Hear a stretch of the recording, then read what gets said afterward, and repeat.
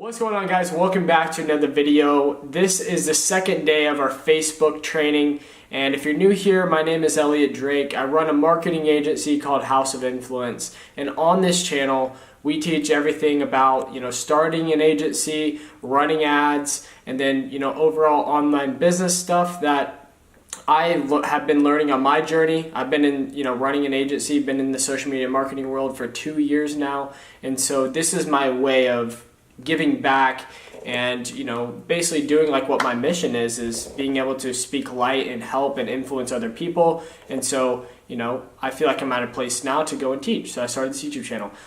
So yeah, guys, let's jump into my screen and get started. On the second day of training, we're going to be going over Business Manager and how to utilize it. If you're starting an agency, how do you use your Business Manager in the right way to manage clients? How do you add people? How do you know what access to give to them when you have, say, freelancers working on different client accounts? And then we're going to talk about, creating an actual ad account for beginners, what that means, linking it to a page. And then we're also going to get into starting looking over the objectives whenever you're creating an ad and starting a campaign, looking over those objectives and talking about what each one of those mean. So let's jump into my computer right now.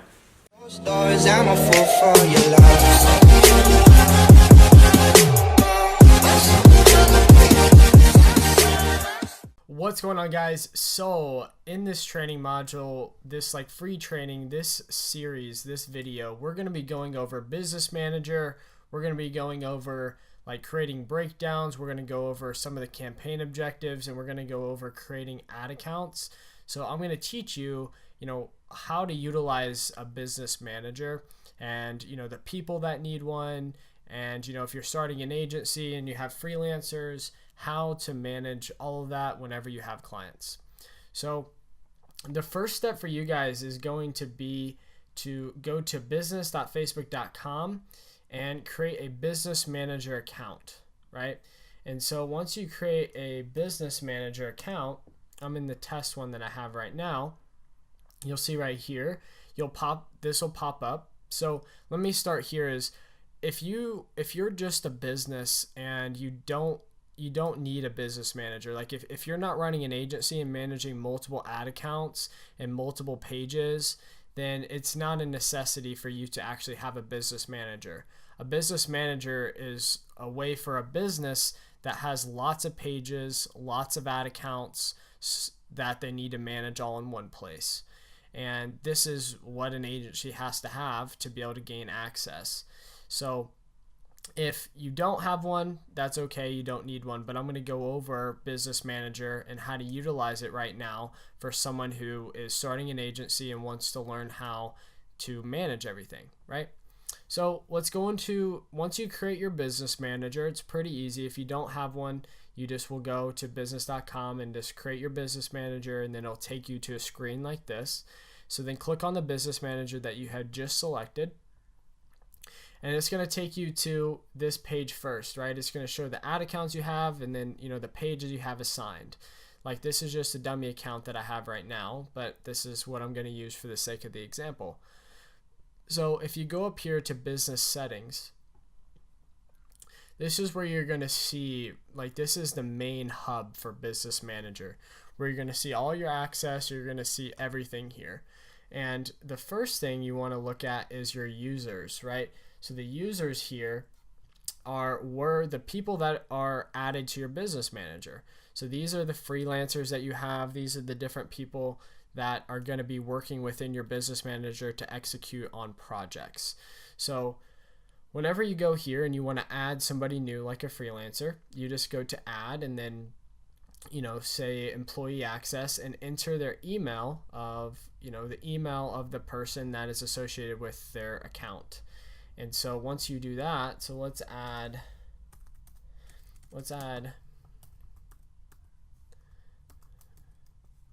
favorite house influence.co. Bam, let's do that, right? And so once you enter their email address, You can either do admin access, which gives them full control over your business. They can edit settings, edit people and accounts and controls. So if it's a freelancer and you don't want them to have all that access, that's not something you want to assign them. You can also assign them finance, analysis, view business financial details like transactions, invoices, all the payment stuff that comes through Facebook, finance editor. They can, edit the business cards and everything. So it's just up to you. Make sure that if there's somebody you don't want to have access to all this stuff, you don't give them that access. So if you hit continue, you'll have the list of different pages that you can assign them, right? So whenever a business, you're running their ads, they will assign you their page access, and then also they'll assign you their ad account access. And so if a client is just supposed to work on one account, then you'll just assign them to that one account, right? And then you hit invite, and they'll be done. And then so you'll see it here. They'll get a notification they have to accept it. But once they do, they will be inside of your business manager, and you can manage them there. So if we look at partners, like this is where you manage your partner relationships. If you work with partners, you might need to have them permission to work in your business access. So like this is someone that, say you bring another agency in, or like you have some type of partner you want to assign to them. This is the platform to do that, right? So this would be a business that also has a business manager, and you want them to come in and help you in yours. You would just put their business ID here, which I'm going to talk about that and show you how other clients can give you access. When you go down to your pages, this is where you will basically get assigned access, right? This is like where the pages will come. And so if you're a business and this is how you want your clients to assign you access, is whenever they go in their ads manager, they'll have this same kind of screen, and then there will be an assigned partner, and then they can assign you admin, and then connect partner to page, right? And then you can just copy this, and then they can send that over to you, and then you can they can send you over their partner address ID, and then you can accept it, and then it'll get accepted here. Then you have access to their page. And then when you go to the ad account, you'll see the same thing, which is assign partner, and then add the role. So whatever the business feels comfortable giving you, say they want to give you admin, they just copy that, send it to you, and then bam, you're done. You have it in there. Or if you go to add, and then you can request access to an ad account to page, right? So you can request access here. If you have the ad account ID, then you can just paste it here, and then you can add the account there, or you can just create a new ad account, right? And then apps, this is where if a business has an app that you're helping manage running ads to, that goes there. You just add it. You can request access, and you get like the Apple ID. Business Instagram accounts, this is where this is linked to as well. And one thing to note is if you're doing cross promotions where you're using the Instagram page and the Facebook page are linked together, you want to make sure that the same ad account is linked to the Instagram account as well. So then it's running and doing cross promotion. And then once you get to data, so like projects, this is also cool. Like, if you have a certain project that you're working on, you can, put it in folders, organize your pages and accounts, right? It's just easier to, I don't really utilize this right now, but it's just a way to bundle things together into folders to make things more organized. And then you have data sources, which you have catalogs, right? This is just, different catalogs for different items. And then you have your pixels, which this is where they give you access to their pixels and their data and all that stuff. And we're going to talk about, pixels and how to set those up in tomorrow's video in the third day of this training. But this is where they give you access, and then you can assign your people. So when you go here, you can, all the people that are in your business manager that have assigned it, you can assign them to it, and then you can select the role that you want them to have, right? You can, analysis is the lowest access where they can just look at it, they can't make changes. Editor allows them to, change the pixels, get all the different stuff from it, right? And then with your pixel, you want to make sure that the right ad account is assigned here, right? Then you have like offline events. So this is, like offline API stuff. And then you have your custom conversions, which is, different things that happen. Event source groups, group of all event sources like pixels, apps, offline pages, all that. And then this is shared audiences, where if you have an ad account and you want to share your audiences from one ad account over to the other, you can actually do that, and those will pop up here. Brand safety, this is where you can add domains and stuff like that. Registrations, new pages, this is like integrations, lead access, right? You can just, I don't really mess with this that much. This is where your payments are, right? This is like where you add your payment method for running your ads and your overall business manager and stuff. Security, this is where you can set up all of your stuff. Request, right? This is where all your request access and stuff will be. Then this is where you can do your notifications, business info. And so this is where your business ID is. And you can, like whenever you're assigning access, you want to give the client your business ID, and then they can just assign you as a partner with that there, right? So now let's jump into let's jump into creating an ad account. So if we go here to add accounts in your business manager and go to create a new ad account, you can name it. So let's do test YouTube video.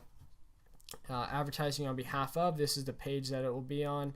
And then you go to create an ad account, right? And then people, we can skip that because this is just a test one, right? So our test, and you'll see here that we can assign people access to the ad account. So now if you want to go to it, we'll click on it there.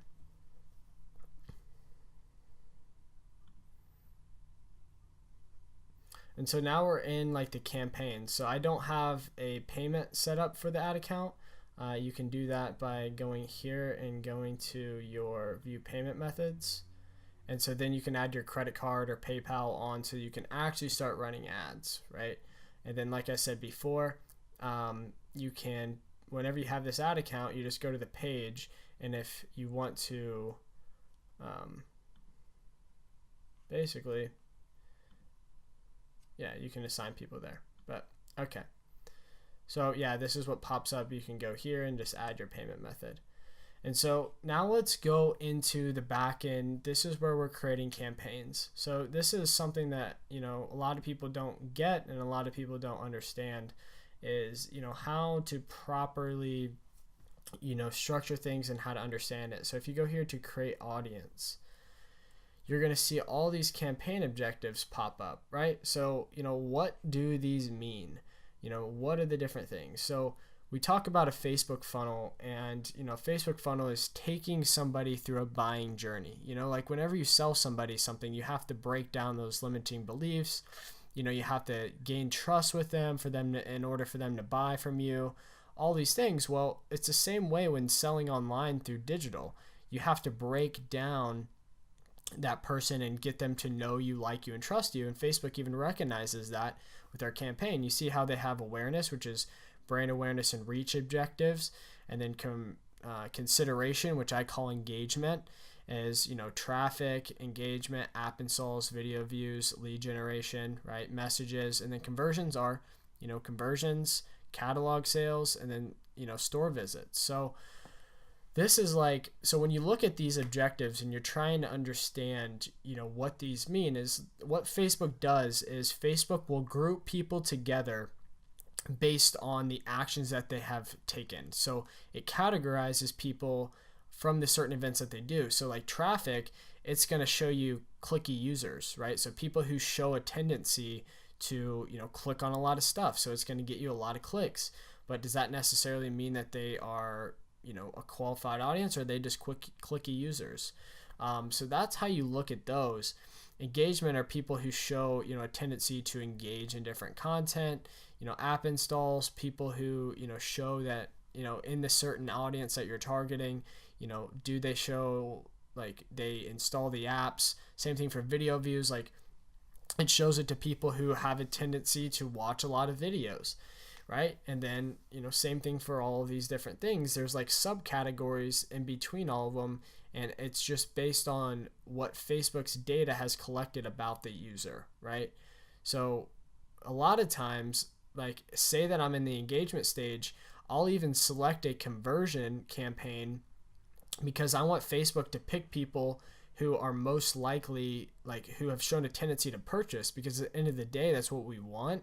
If we're giving away a lead magnet, whatever, I want those people who are showing a tendency to actually purchase stuff instead of just clicky users. But what I'll do is, for one, this is how I name my event. So if it's an awareness campaign, which is like cold audience, I'll put 1 underscore, say the objective is video views.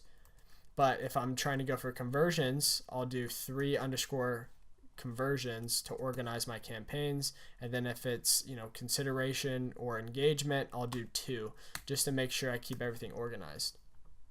So you just go right here to set up ad account. I don't need to mess with that because I'm not even going to run ads. But then now it takes you to the ad set, which this is your audiences. So last time we talked about the audiences and how to create them. Well, this is where whenever you're in the back end, you select those different audiences and then you start running ads to them. So like right here, if you have custom audiences already created that pop up, you can just select those. Or if you just want to go do the same process from training video 1, if you didn't watch that, I encourage you guys to go back and watch it from yesterday. And you fill out the different targeting that you want according to your objectives. And so I always do automatic placements whenever I start an ad because Facebook OCPM optimizes. So I don't want to go in there and edit placements and minimize what Facebook wants to do. I want to let Facebook do the work for me and let it test and learn the right placements and where my ads are performing the best. And then I'll go in and, make some adjustments. So then you have your budget, right? I always start with a small budget whenever I'm testing content, in rapid split tests until I find things that are working. I kill the losers and put more money on the winners by looking at the numbers and seeing, are they performing well? And then this is the window. This is your attribution window. So like for conversions, if they engage with your ad and, if they are a 7-day click, like they clicked on an ad in the last 7 days, or a 1-day viewed it within 1 day, then it gives you the attribution for that, right?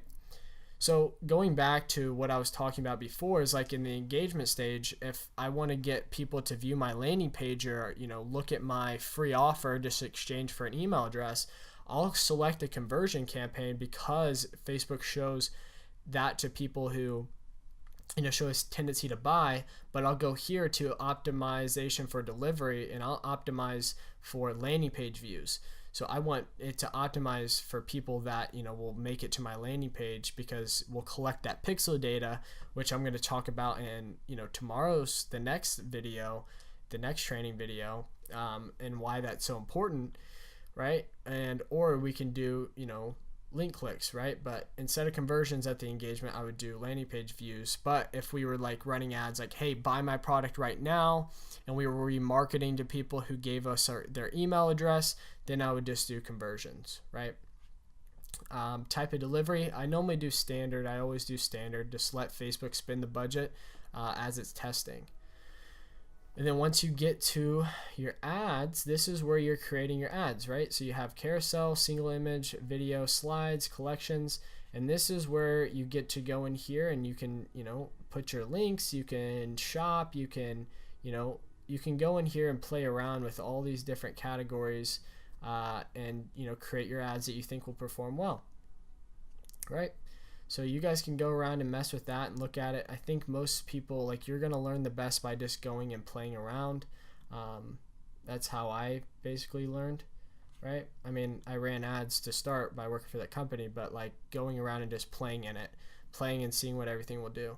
Another thing that you guys should do is whenever you get here and you start running ads, look at your breakdown columns here, and it breaks down for, delivery. This gives you all the metrics, because with Facebook, the way you optimize is by looking at numbers and counterbalancing metrics, right? Looking at link clicks to landing page views to see where the drop off is, right? So like there you can make an education decision, like, okay, you know, my landing pages might be slow because people are making it but not, you know, buying, all the different things.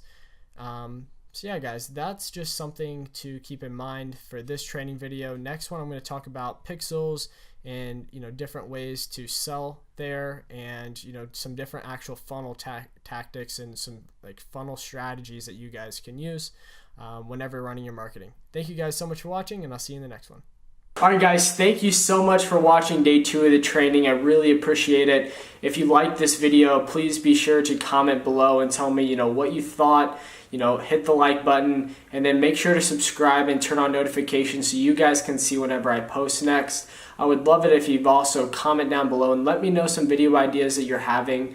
You know, some things that you're struggling with. Maybe you're starting your own agency and there's some roadblocks you're hitting. I'd love to cover those different topics. You know, we rented out this Airbnb for a month. I flew back to Indiana with my partner Trey, and, you know, our objective here is just to, you know, bust out content, add value, and hit our goals. So you can expect a lot from my channel here, like coming soon, this whole month, and, you know, continuing basically. But yeah, guys, thank you again for watching. This has been Elliot Drake, and I'll see you in the next one.